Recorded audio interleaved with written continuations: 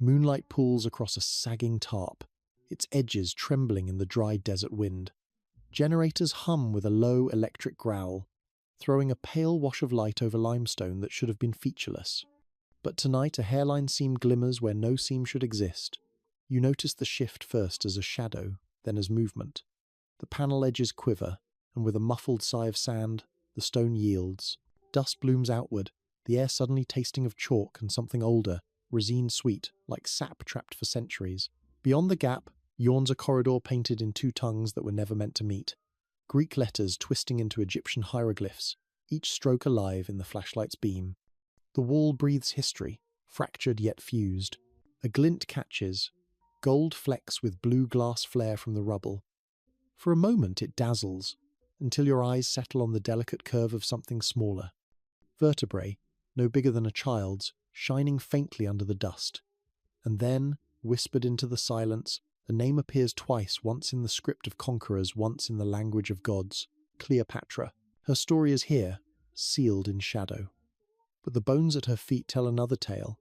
If the queen is here, then who is the small shadow at her side? Dawn breaks over Taposiris Magna in muted copper. The ruins sprawl against the horizon, their edges fenced with steel mesh and watchtowers. Security lights dim one by one as the first briefing begins. Voices drop low, clipboards snap shut, and the echo sounder sends its hollow pulse through limestone.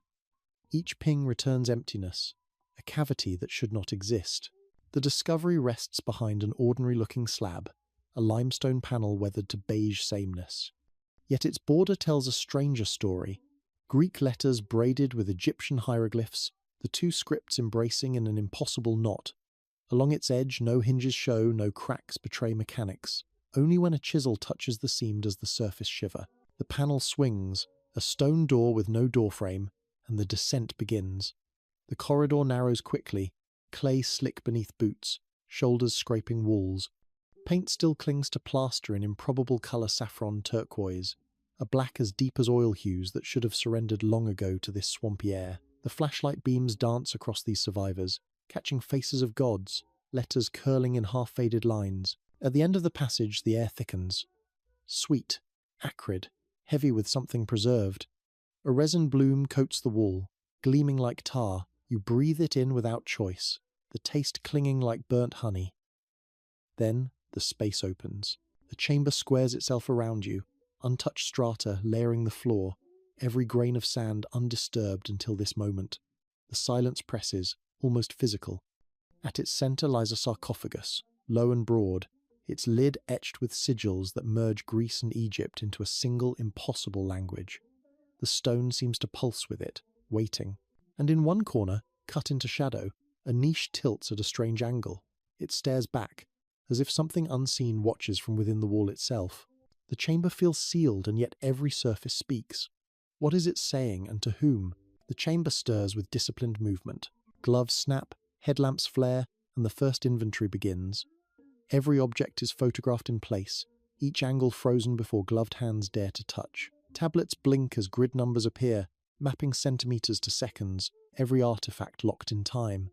You hear the soft scratch of styluses, the careful breath of those who know one mistake could erase meaning forever. On the sarcophagus lid rests a gold masklet, small enough for a face not fully grown. Its surface gleams with a cobra cabochon, eyes of enamel catching light like trapped fire.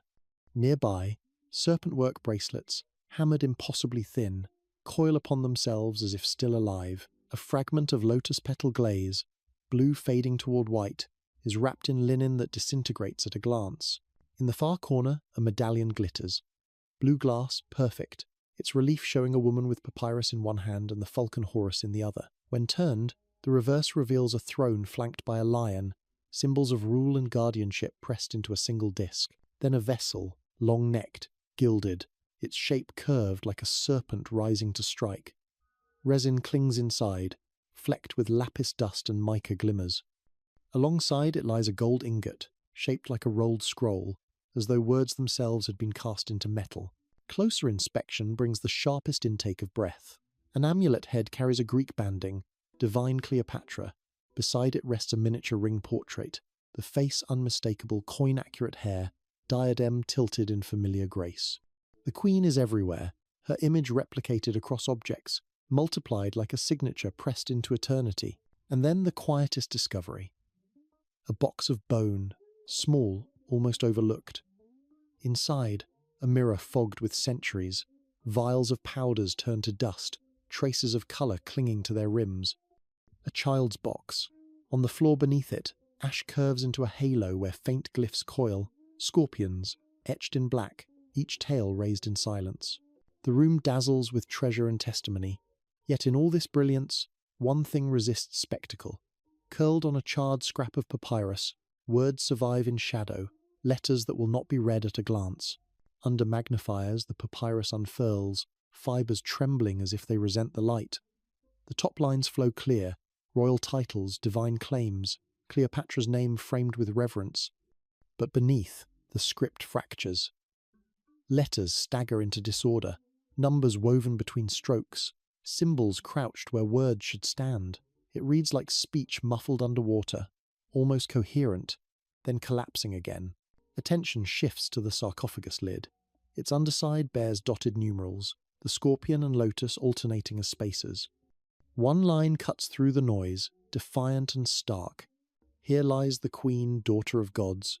Everything around it devolves into chaos, as if truth must be hidden inside riddles. A plaster chip falls from the wall, exposing marble beneath. Etched there, in both alphabets, a line emerges. The secret is illuminated by the light of two deities. The phrase glows under beamlight, the contrast of languages impossible to ignore. Decoding begins. Grids are drawn like chessboards, letters shifted diagonally, others transposed in alternating rhythm. Symbols trade places with syllables. Scorpions count as numbers, lotuses as pauses. When aligned, the cipher snaps into place. A serpent-shaped seal rolls across parchment, its curve unlocking hidden alignment. The fragments form whispers rather than statements. Phrases ripple out. Immortal in the house of Isis. Find the soul near the Sunday. A final coupling chills the air. Two words recur, not as accident but design. Mother, child. The walls close in with layered voices, as if every inscription speaks at once. Meanings multiply, each clue tugging in a different direction. Yet with each answer comes a sharper question. To separate myth from queen, to know whose bones lie here, the tomb can go no further. The lab must speak. The desert chamber recedes into memory as a new space takes its place. White tents rise against the ruins, seams sealed with tape, airlocks hissing as figures step through. Inside, the air sharpens with antiseptic. Gloves stretch, masks fog, scalpels scrape resin flake by flake. Every fragment enters a sterile vial, each labelled in sequence. Machines hum, their screens alive with peaks, lines, and lattices. Isotope tables bloom in neon colour. Haplotypes' genetic lineages traced through maternal lines appear as branching trees, their roots anchored in royal ancestry. A single strand of hair surrenders pigment molecules. Black base, hints of chestnut shimmer, dental enamel, ground to dust, reveals trace elements from foods of the Mediterranean coast. Diet becomes geography. The child's remains undergo the same ritual. From bone marrow, mitochondrial threads unwind. They map cleanly back, not to chance but to kinship, a maternal match. But alongside them lies another skeleton, fragmented, less preserved. Its markers tell of mingling Mediterranean, intertwined with Egyptian strain, an ancestry that speaks of empire's edge. Charts align. Replication runs in parallel labs, graphs overlapping with precision. Error bars shrink until consensus curves flatten into near certainty. The queen's image merges with numbers, her lineage carried not by myth but by base pairs. Yet with every answer, the silence deepens. The queen and child appear bound not just by tomb but by blood.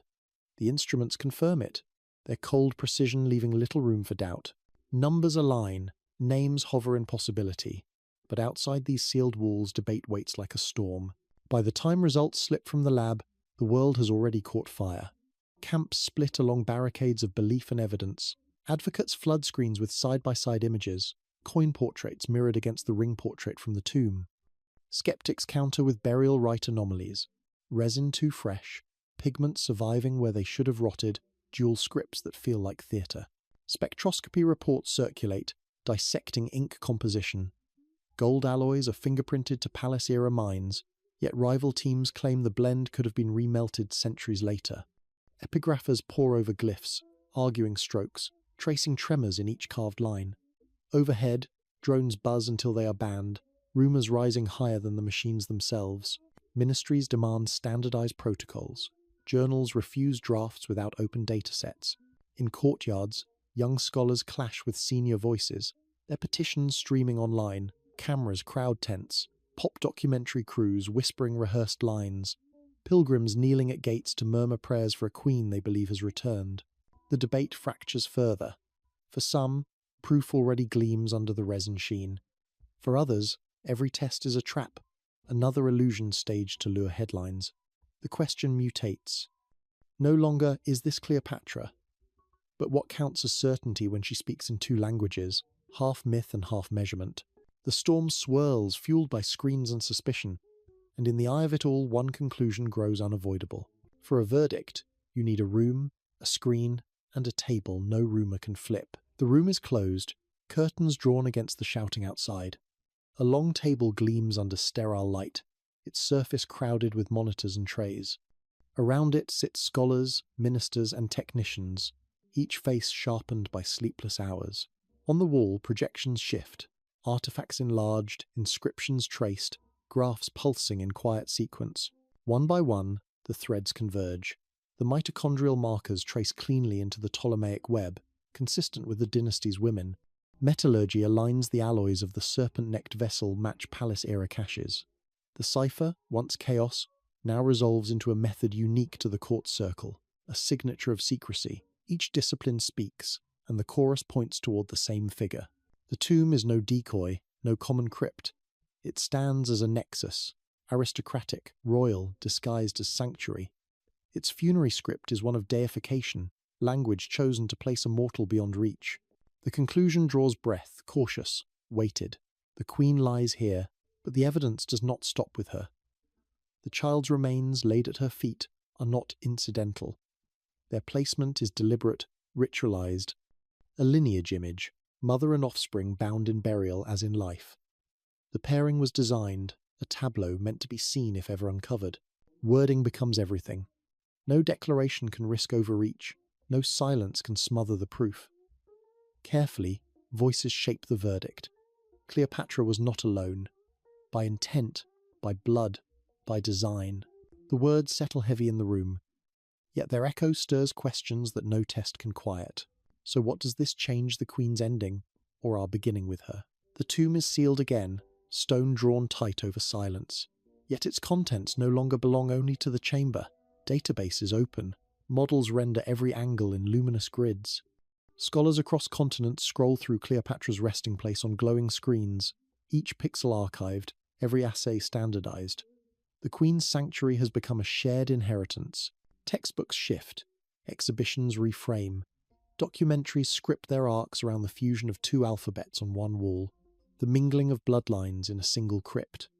The vocabulary changes, mixed script burials, encoded royal rites, ritualized pairings of mother and child. What once was conjecture now enters the language of study, but the resonance runs deeper than catalogues. The image lingers two bodies, two languages, one story. Power carved into gold, motherhood wrapped in linen, memory staged in deliberate concealment. Her ending becomes a mirror, reflecting our hunger to decipher, to know, to claim. In storage light, the serpent-necked vessel glows faintly. Resin glitters inside, flecked with mica, each sparkle like a star trapped in amber. It seems less artifact than signal, a reminder that secrets survive not by accident but by choice. And so the question lingers.